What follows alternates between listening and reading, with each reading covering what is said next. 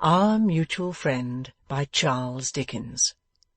Book 3, A Long Lane. Chapter 7, The Friendly Move takes up a strong position.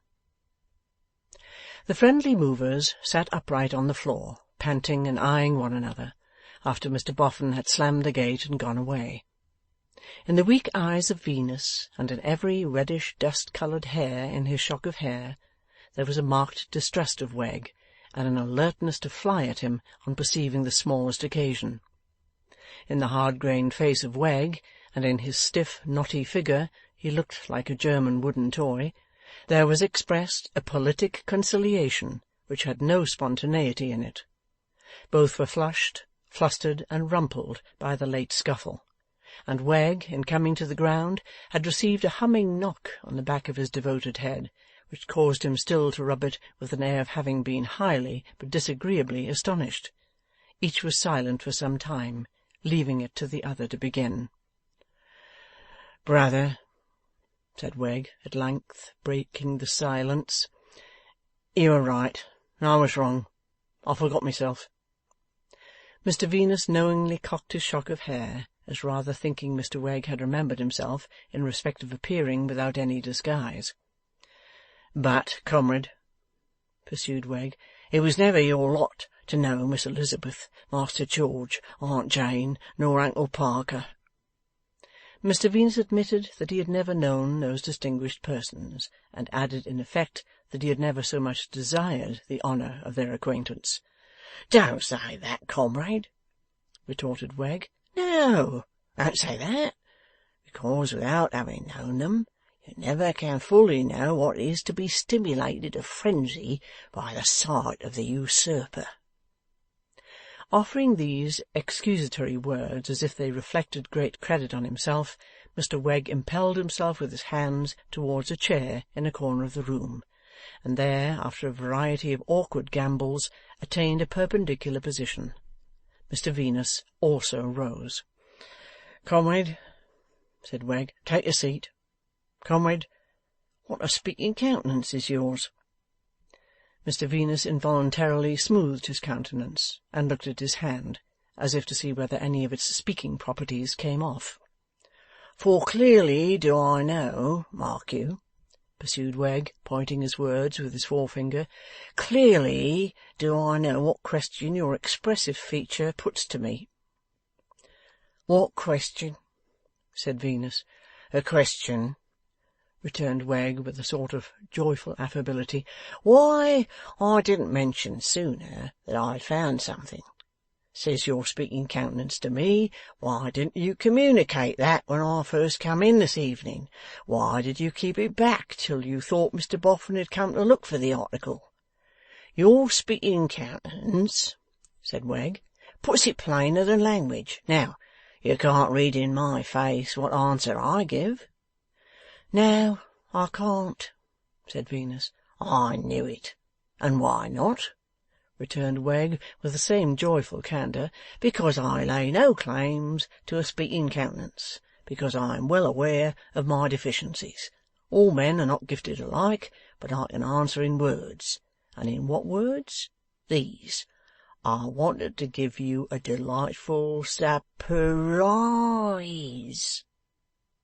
Having thus elongated and emphasized the word surprise, Mr Wegg shook his friend and brother by both hands, and then clapped him on both knees like an affectionate patron who entreated him not to mention so small a service as that which it had been his happy privilege to render. "Your speaking countenance," said Wegg, "being answered to its satisfaction, only asks then, what have you found? Why, I hear it say the words." "Well," retorted Venus snappishly, after waiting in vain, "if you hear it say the words, why don't you answer it?" "Hear me out," said Wegg. "I'm a-going to. Hear me out. Man and brother, partner in feelings equally with undertakings and actions, I have found a cash-box." "Where?" "Hear me out," said Wegg. He tried to reserve whatever he could, and, whenever disclosure was forced upon him, broke into a radiant gush of hear me out. "On a certain day, sir." "When?" said Venus bluntly. "No," returned Wegg, shaking his head at once observantly, thoughtfully, and playfully. "No, sir, that's not your expressive countenance which asks that question. That's your voice. Merely your voice. To proceed. On a certain day, sir, I happened to be walking in the yard, taking my lonely round, for in the words of a friend of my own family, the author of All's Well, arranged as a duet, deserted, as you will remember, Mr Venus, by the waning moon, when stars, it will occur to you before I mention it, proclaim night's cheerless noon. On tower, fort, or tented ground, the sentry walks his lonely round, the sentry walks. Under those circumstances, sir, I happened to be walking in the yard early one afternoon, and happened to have an iron rod in my hand, with which I have been sometimes accustomed to beguile the monotony of a literary life, when I struck it against an object not necessary to trouble you by naming." "It is necessary. What object?" demanded Venus in a wrathful tone. "Hear me out," said Wegg. "The pump. When I struck it against the pump, and found not only that the top was loose and opened with a lid, but that something in it rattled. That something, comrade, I discovered to be a small, flat, oblong cash-box. Shall I say it was disappointingly light?" "There were papers in it," said Venus. "There your expressive countenance speaks indeed," cried Wegg. "A paper. The box was locked, tied up, and sealed, and on the outside was a parchment label with the writing, 'My will, John Harmon, temporarily deposited here.'" "We must know its contents," said Venus. "Hear me out," cried Wegg. "I said so, and I broke the box open." "Without coming to me?" exclaimed Venus. "Exactly so, sir," returned Wegg, blandly and buoyantly. "I see I take you with me. Here, here, here! Resolved, as your discriminating good senses perceive, that if you was to have a surprise, it should be a complete one. Well, sir, and so, as you have honoured me by anticipating, I examined the document. Regularly executed, regularly witnessed, very short. Inasmuch as he never made friends and has ever had a rebellious family, he, John Harmon, gives to Nicodemus Boffin the little mound, which is quite enough for him, and gives the whole rest and residue of his property to the Crown." "The date of the will that has been proved must be looked to," remarked Venus. "It may be later than this one." "Hear me out," cried Wegg. "I said so.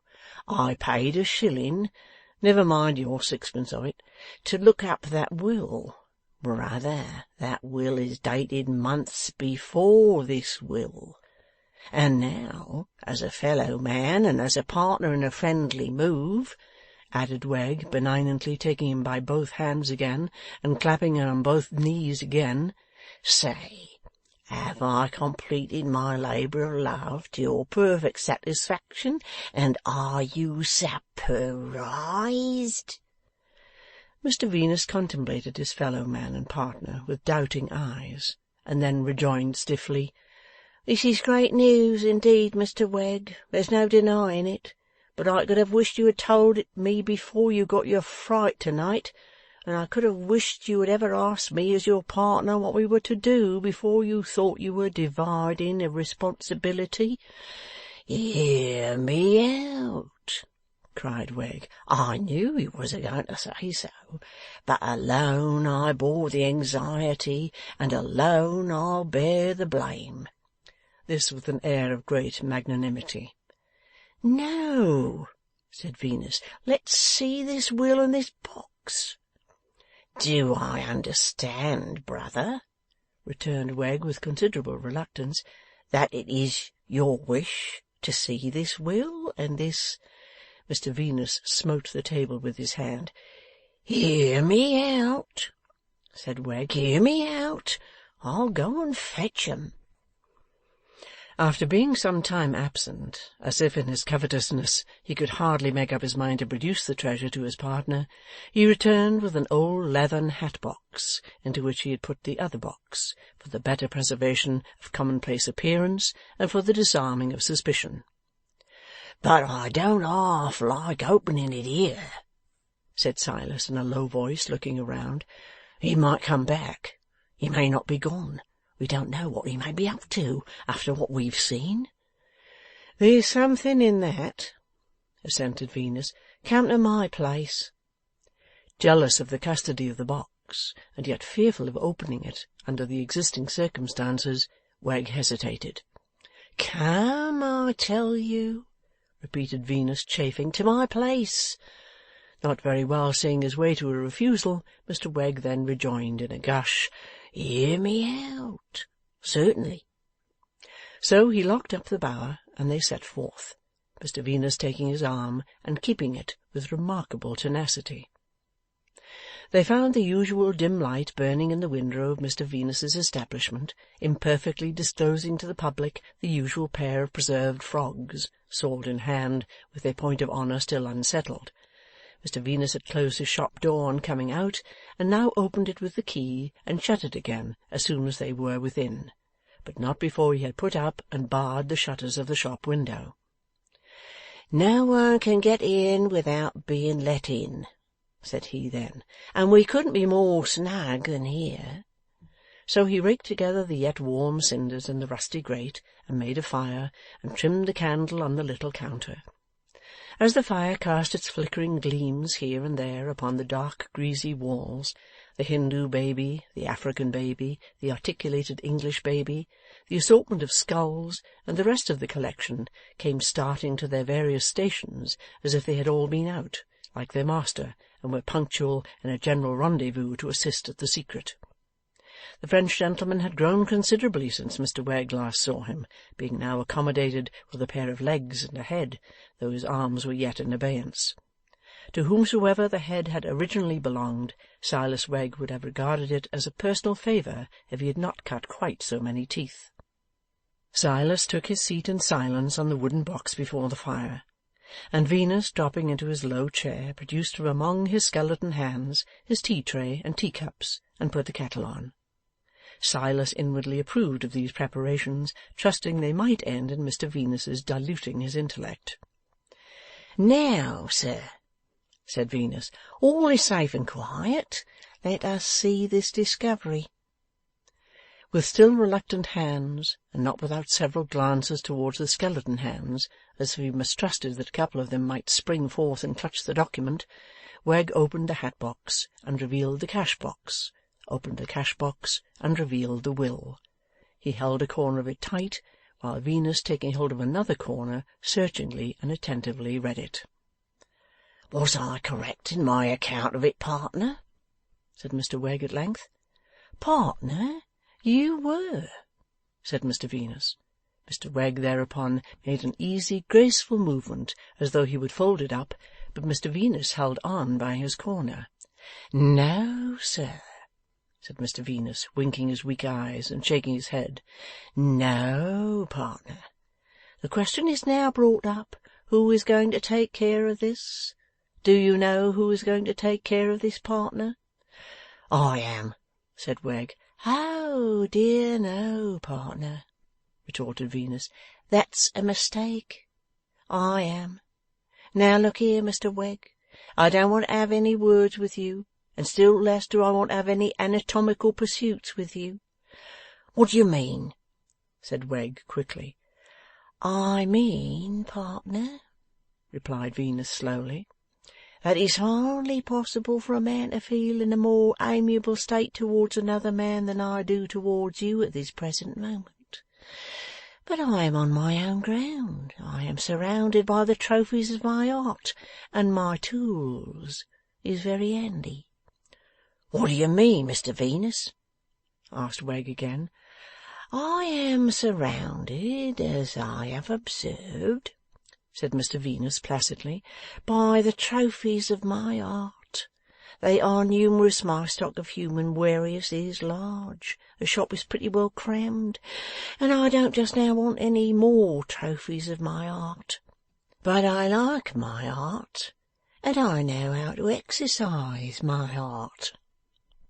'No man better,' assented Mr Wegg, with a somewhat staggered air. 'There's the miscellanies of several human specimens,' said Venus, 'though you mightn't think it, in the box on which you're sitting. There's the miscellanies of several human specimens in the lovely compo one behind the door,' with a nod towards the French gentleman. 'It still wants a pair of arms. I don't say that I'm in any hurry for 'em.' 'You must be wandering in your mind, partner,' Silas remonstrated. 'You'll excuse me if I wander,' returned Venus. 'I am sometimes rather subject to it. I like my art, and I know how to exercise my art, and I mean to have the keeping of this document.' 'But what has that got to do with your art, partner?' asked Wegg in an insinuating tone. Mr Venus winked his chronically fatigued eyes both at once, and adjusting the kettle on the fire, remarked to himself in a hollow voice, 'She'll bile in a couple of minutes.'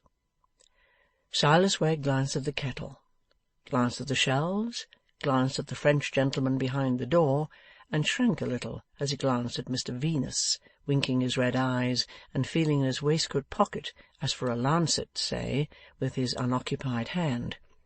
He and Venus were necessarily seated close together, as each held a corner of the document, which was but a common sheet of paper. 'Partner,' said Wegg, even more insinuatingly than before, 'I propose that we cut it in half, and each keep a half.' Venus shook his shock of hair as he replied, 'It wouldn't do to mutilate it, partner. It might seem to be cancelled.' 'Partner,' said Wegg, after a silence during which they had contemplated one another, 'don't your speaking countenance say that you're a-going to suggest a middle course?' Venus shook his shock of hair as he replied, 'Partner, you have kept this paper from me once. You shall never keep it from me again. I offer you the box and the label to take care of, but I'll take care of the paper.' Silas hesitated a little longer, and then suddenly releasing his corner, and resuming his buoyant and benignant tone, exclaimed, 'What's life without trustfulness? What's a fellow man without honour? You're welcome to it, partner, in a spirit of trust and confidence.' Continuing to wink his red eyes both together, but in a self-communing way, and without any show of triumph, Mr Venus folded the paper, now left in his hand, and locked it in a drawer behind him, and pocketed the key. He then proposed, 'A cup of tea, partner?' To which Mr Wegg returned, 'Thank'ee, partner,' and the tea was made, and poured out. 'Next,' said Venus, blowing at his tea in his saucer, and looking over it at his confidential friend, 'comes the question, what's the course to be pursued?' On this head Silas Wegg had much to say. Silas had to say that he would beg to remind his comrade, brother, and partner of the impressive passages they had read that evening, of the evident parallel in Mr Boffin's mind between them and the late owner of the Bower, and the present circumstances of the Bower, of the bottle, and of the box. That the fortunes of his brother and comrade and of himself were evidently made, inasmuch as they had but to put their price upon this document, and get that price from the minion of fortune and the worm of the hour, who now appeared to be less of a minion and more of a worm than had been previously supposed. That he considered it plain that such price was stateable in a single expressive word, and that the word was halves. That the question then arose when halves should be called.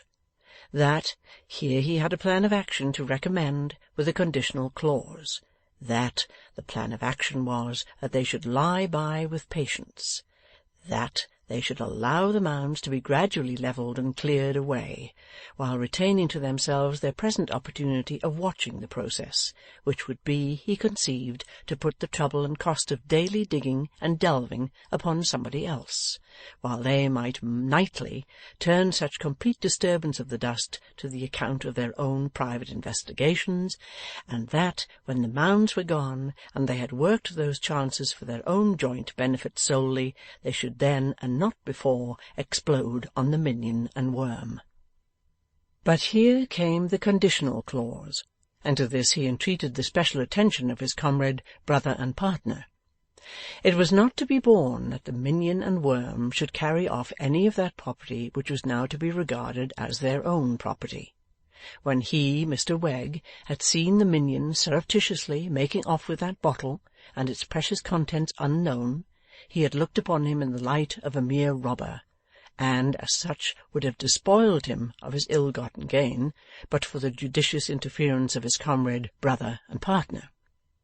Therefore the conditional clause he proposed was, that, if the minion should return in his late sneaking manner, and if, being closely watched, he should be found to possess himself of anything, no matter what, the sharp sword impending over his head should be instantly shown him. He should be strictly examined as to what he knew or suspected, should be severely handled by them his masters, and should be kept in a state of abject moral bondage and slavery until the time when they should see fit to permit him to purchase his freedom at the price of half his possessions. If, said Mr Wegg, by way of peroration, he had erred in saying only halves, he trusted to his comrade, brother, and partner not to hesitate to set him right, and to reprove his weakness. It might be more according to the rights of things to say 2/3. It might be more according to the rights of things to say 3/4. On those points he was ever open to correction. Mr Venus, having wafted his attention to this discourse over 3 successive saucers of tea, signified his concurrence in the views advanced. Inspirited hereby, Mr Wegg extended his right hand, and declared it to be a hand which never yet. Without entering into more minute particulars, Mr Venus, sticking to his tea, briefly professed his belief, as polite forms required of him, that it was a hand which never yet, but contented himself with looking at it, and did not take it to his bosom. "Brother," said Wegg, when this happy understanding was established, "I should like to ask you something. You remember the night when I first looked in here, and found you floating your powerful mind in tea?" Still swilling tea, Mr Venus nodded assent. "And there you sit, sir," pursued Wegg with an air of thoughtful admiration, "as if you had never left off. There you sit, sir, as if you had an unlimited capacity of assimilating the flagrant article. There you sit, sir, in the midst of your works, looking as if you'd been called upon for home, sweet home, and was obleeging the company.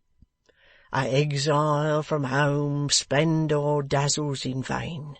Oh, give you your lonely preparations again. The birds stuffed so sweetly, they can't be expected to come at your call. Give you these with a peace of mind dearer than all. Home, home, home, sweet home. Be it ever," added Mr Wegg in prose, as he glanced about the shop, "ever so ghastly, all things considered, there's no place like it." "You said you'd like to ask something, but you haven't asked it," remarked Venus, very unsympathetic in manner. "Your peace of mind," said Wegg, offering condolence, "your peace of mind was in a poor way that night.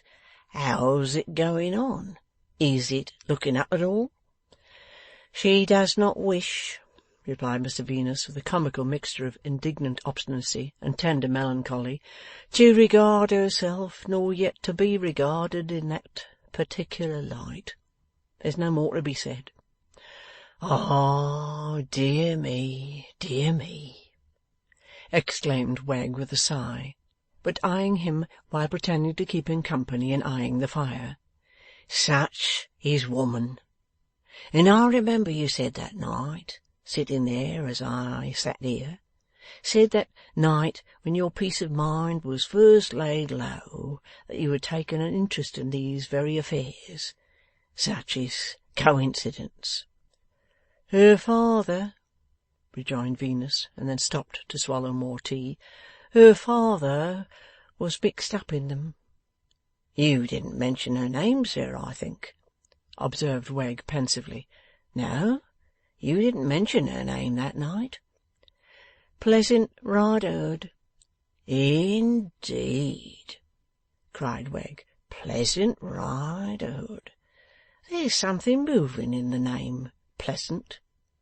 Dear me, seems to express what she might have been if she hadn't made that unpleasant remark, and what she ain't in consequence of having made it.